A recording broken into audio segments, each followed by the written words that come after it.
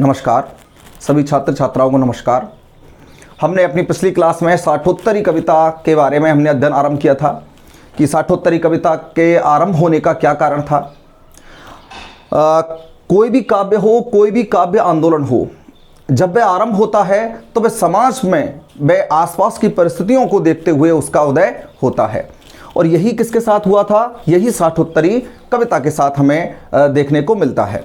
1960 के बाद हमारी देश की परिस्थितियों में परिवर्तन हुआ, राजनीतिक घटनाक्रम बदलने लगे, हर प्रकार से हमें स्थितियां अलग बदली हुई दिखाई देने लगी और उन परिस्थितियों का असर काव्य पर भी हमें दिखाई देता है। इसलिए जो साठोत्तरी कविता है उसके भाव विचार बिल्कुल हमें कुछ पिछली कविताओं से कुछ बिल्कुल अलग भिन्न से दिखाई देते हैं। अब साठोत्तरी कविता किस प्रकार के भाव विचार थे, किस प्रकार की इसकी विशेषताएं थी, प्रवृत्तियां कैसी थी, उनके बारे में आज हम अध्ययन आरंभ करेंगे। तो आज हम पढ़ते हैं साठोत्तरी कविता की प्रवृत्तियां। देखिए, हमने इससे पिछली बार हमने पढ़ा था नई कविता। नई कविता के भाव विचार कुछ अलग थे, साहित्य में नए नए प्रयोग होने लगे थे और साथ ही नए शिल्प, नई शैली, नई अभिव्यंजना के आधार पर उन्होंने काव्य लिखा था। यथार्थ का, आधुनिकता पर उन्होंने सबसे ज़्यादा विशेष जोर डाला था।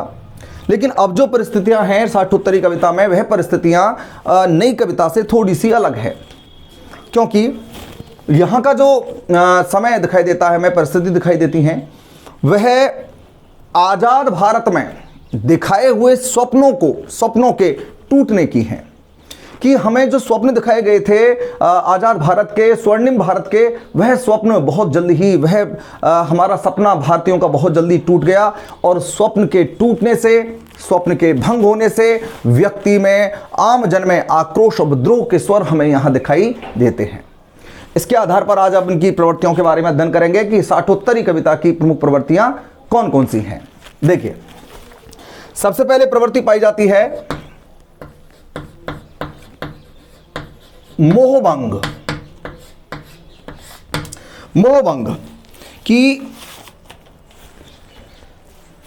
मोहभंग किसकी प्रतिक्रिया थी? जनमानस की प्रतिक्रिया थी। हमने पिछली क्लास में पढ़ा था कि मोहभंग क्यों हुआ?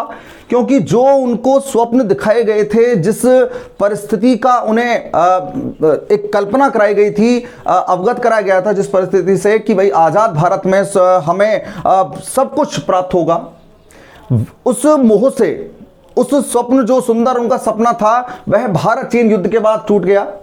साथ ही भारत चीन युद्ध के बाद बहुत सारी ऐसी स्थितियां हुई, राष्ट्रीय और अंतर्राष्ट्रीय स्तर पर बहुत सारी ऐसी परिस्थितियां हमारे सामने आती हैं। ताशगंज समझौते का असफल होना, साथ ही भ्रष्टाचार का पनपना, झूठे आश्वासनों का होना और स्वार्थ की राजनीति ने आम लोगों के मन में मोहभंग की स्थिति उत्पन्न की। जल्द ही लोगों का राजनीति से, शासन व्यवस्था से और अपने आसपास के परिवेश से मोहभंग होने लगा।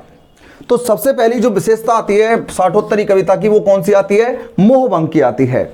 मोहभंग होना स्वाभाविक था कि जिन हमने बहुत समय तक गुलामी सहन की, दास्ता सहन की, उसके बाद जब हमें समय मिला कि अब हमें खुलकर हमें सांस ली जाएगी, हमें जिन सपनों को हमने इतने वर्षों से देखा है अब उन्हें पूर्ण करने का समय आया। लेकिन शासन की असफलता ने, स्वार्थ की राजनीति ने और हमारी नाकामियों ने, हमारी सरकार की, हमारी व्यवस्थाओं की, हमारे प्रशासन की, हमारी समाज की नाकामियों ने जल्द ही लोगों के उस भ्रम को तोड़ दिया, उस स्वप्न को तोड़ दिया। इसलिए यहाँ हमें स्थिति दिखाई देती है, मोहभंग की स्थिति हमें यहाँ दिखाई देती है। कवि ने यहाँ स्पष्ट किया है मोहभंग। देखें, मैंने इंतजार किया, मैंने इंतजार किया,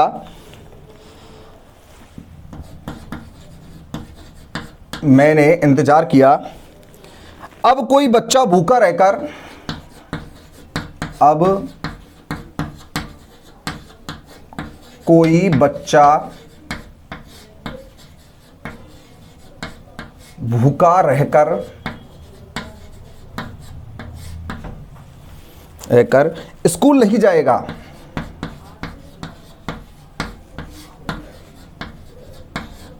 स्कूल नहीं जाएगा।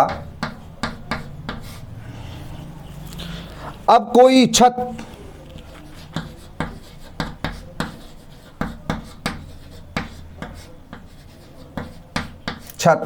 बारिश में नहीं टपकेगी। छत बारिश में नहीं टपकेगी। देखिए ये क्या है, व्यंग है। व्यंग क्या है कि भाई कि अब मैंने इंतजार किया, अब कोई बच्चा भूखा रहकर स्कूल नहीं जाएगा, अब कोई छत बारिश में नहीं टपकेगी, ऐसी कल्पना थी। ये व्यंग है कवि का। इस स्थिति पर मोहभंग किस प्रकार से हुआ कि अब कोई बच्चा भूखा रहकर स्कूल नहीं जाएगा, क्योंकि इतने वर्षों तक हमने जो दास्तां सहन की है उसके आधार पर हमें जीने का हक नहीं था, हम अपनी जीवन की स्वतंत्रता प्राप्त नहीं थी। लेकिन स्वतंत्र होने के बाद हमें ये सारी चीजें उपलब्ध थी, लेकिन बहुत जल्द ही हमसे ये सारी चीजें छिन गई, हमसे दूर हो गई। तो इस पर ये व्यंग करते हैं। ये पंक्ति है धूमिल जी की। धूमिल जी जो हैं वो स्पष्ट करते हैं, वो व्यंग करते हैं कि मैंने इंतजार किया, अब कोई बच्चा भूखा रहकर स्कूल नहीं जाएगा, अब कोई छत बारिश में नहीं टपकेगी। ऐसा इंतजार कब तक का था? देश आजाद होने तक। लेकिन उसके बाद भी स्थितियां बिल्कुल नहीं बदली, वही स्थितियां रहीं और बहुत जल्द ही लोगों के सामने उस यथार्थ से उनका साक्षात्कार हुआ और वही बेरोजगारी, भुखमरी, महंगाई की मार लोगों पर पड़ने लगी। तो यहाँ इसलिए जनता का क्या हो गया, शासन व्यवस्था से मोहभंग यहाँ पर दिखाई देता है। तो पहली प्रवृत्ति हमारी कौन सी है? मोहभंग की है। हमें ये याद रखना है कि हर युग या हर काव्य आंदोलन की प्रमुख विशेषताओं को हमें ध्यान रखना है। तो साठोत्तरी कविता की जो प्रमुख विशेषता है वो मोहभंग की है और विद्रोह या आक्रोश का स्वर हमें यहाँ दिखाई देता है। तो पहली प्रवृत्ति है मोहभंग।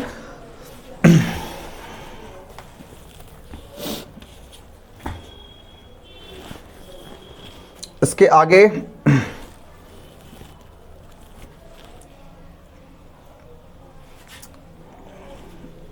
इसको अब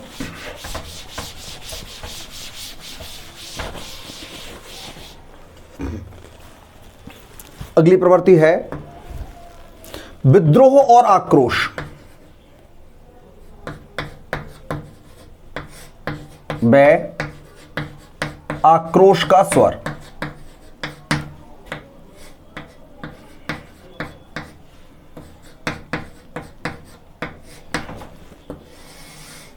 साठोत्तरी कविता की अगली प्रवृत्ति आती है विद्रोह व आक्रोश का स्वर। ये जो कविता है यह सही मायनों में हमारे बिल्कुल यथार्थ और हमारे जीवन से बिल्कुल जुड़ी हुई, नजदीकी बनाई हुई कविता है, क्योंकि इस कविता ने अपने भावों और विचारों को स्पष्ट करने के लिए बिना किसी कोई भी झूठा आसरा लिए हुए उस भाव को, उस स्थिति को, परिस्थितियों को स्पष्ट रूप में हमारे सामने प्रस्तुत किया है। मोहभंग होने के कारण आम जन के मन में आक्रोश होना स्वाभाविक है कि जब उसकी मन की इच्छाएं, उसकी मन की आशाएं पूरी नहीं हुई तो उसके मन में रोष, निराशा, उदासी का भाव जागृत हुआ और उसने किसका रूप लिया? उसने आक्रोश और विद्रोह का रूप हमारे लेता है। और यह आक्रोश और विद्रोह का स्वर जो है यही कवि की कल्पना में, कवि के काव्य में हमें दिखाई देता है कि आक्रोश जो था वह क्या यह अचानक नहीं पनपा था, यह किससे? परिस्थितियों के द्वारा पनपा गया था। आम लोगों के मन में जो तत्कालीन जो व्यवस्थाएं चल रही थी उसको देखकर उनके मन में आक्रोश होना स्वाभाविक ही दिखाई देता है। तो विद्रोह और आक्रोश का स्वर इसमें देखते हैं कि क्या कहा गया है। 20 साल, यहां पंक्ति देखिए स्पष्ट किया गया है, 20 साल, सॉरी दूसरी देखते हैं। क्या दिया तुमने, क्या दिया तुमने, महज जय हिंद, महज जय हिंद फकत फाका कसी के आंकड़े, फकत फाका कसी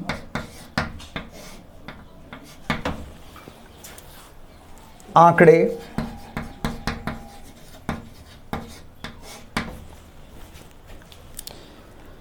बस आसमानी आंकड़े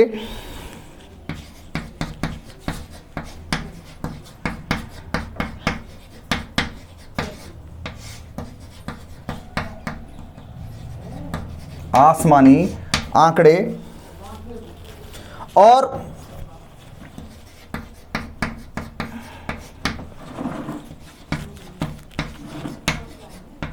गुत्थम गुत्थई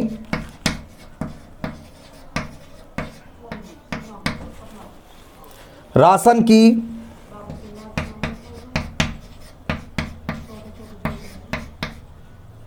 कसी, राशन की कसी कतारें,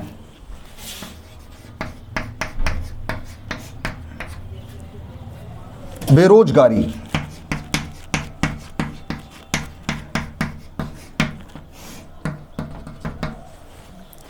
देखिए कि विद्रोह आक्रोश का स्वर अपने के कारण कवि क्या कहता है, क्या दिया तुमने महज हिंद फकत फाका कसी आंकड़े बस आसमानी आंकड़े और गुत्थम गुत्थई राशन की कसी कतारें बेरोजगारी। देखिए ये जो शब्द आ रहे हैं गुत्थम गुत्थई फाका कसी और इन जो शब्दों का प्रयोग हो रहा है फकत, ये देखिए ये स्पष्ट करता है कि इन कवियों ने प्रचलन में आ रही आम बोलचाल की भाषा को स्पष्ट रूप में सीधे की ज्यों की त्यों अपने काव्य में प्रयोग किया है। इसलिए इनकी जो भाषा है ये भाषा पर इतना ज़्यादा इन्होंने इतना ध्यान नहीं दिया है, ये केवल अपने भाव और विचार को स्पष्ट करने में ज़्यादा जोर देते हैं।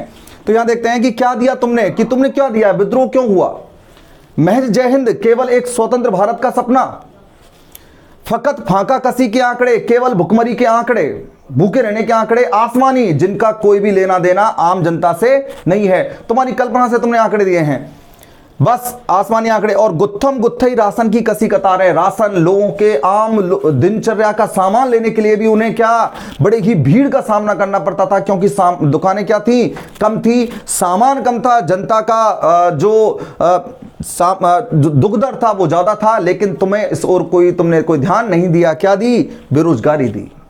तो इसलिए यहां कवि कहता है कि यहां विद्रोह और आक्रोश का होना स्वाभाविक है, क्योंकि जब ये स्थितियां होंगी तो कोई भी व्यक्ति हो, कोई भी समाज हो, कोई भी परिस्थिति हो, वहां पर आक्रोश और विद्रोह का स्वर हमें दिखाई अवश्य देगा। तो ये विद्रोह और आक्रोश का स्वर इसकी दूसरी प्रवृत्ति है जिसके इसके माध्यम से हम स्पष्ट कर सकते हैं।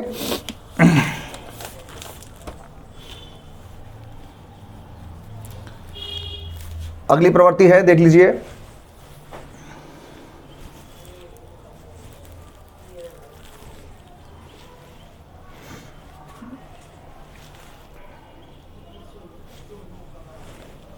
अगली प्रवृत्ति देखते हैं,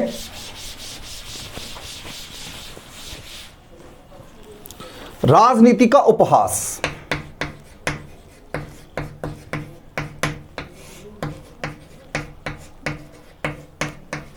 का उपहास, देखिए राजनीति का उपहास, देखिए इन कवियों के सामने इस काव्य आंदोलन में देखते हैं कि राजनीति का बड़ा ही स्पष्ट रूप सबके सामने आ चुका था कि राजनीति कैसी थी, केवल अपने स्वार्थ को पूरा करने वाली थी, आम लोगों के जीवन से दुख दर्द से उसे कोई भी लेना देना नहीं था। और इसलिए यहाँ के जो कवि हैं वे राजनीति का व्यंग्यात्मक उपहास करते हैं, व्यंग के माध्यम से बड़ा ही हंसी उड़ाते हैं कि ऐसी राजनीति के लिए हमने क्या तुम्हें चुना था, क्या लोकतंत्र में इसी राजनीति के प्रतिफल के लिए हमें आज का दिन देखना था। तो वो जो कवि हैं उन्होंने राजनीति का बड़ा ही उपहास बड़े ही स्पष्ट रूप में यहाँ प्रस्तुत किया है कि तुमने नेतृत्व संभाला था, आम लोगों को साथ चलने की बात की थी, लेकिन केवल भ्रष्टाचार में डूबकर और अपनी स्वार्थ के वशीभूत होकर तुमने कभी भी आम जन की स्थितियों पर कभी स्पष्ट रूप में कभी ध्यान नहीं दिया। केवल कह सकते हैं कल्पना के आधार पर उनके आंकड़े प्रस्तुत करते रहे, उनकी दुख दर्दों की ओर तुम्हारा कभी ध्यान नहीं गया। तो राजनीति का उपहास इस काव्य आंदोलन की अगली प्रवृत्ति हमारे सामने आती है।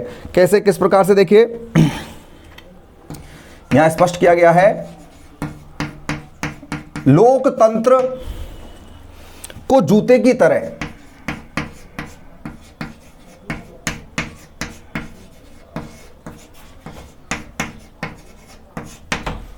तरह लाठी में लटकाए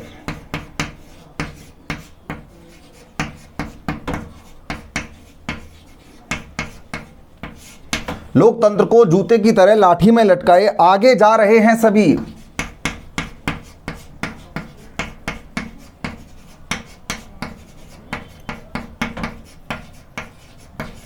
आगे जा रहे हैं सभी सीना फुलाए।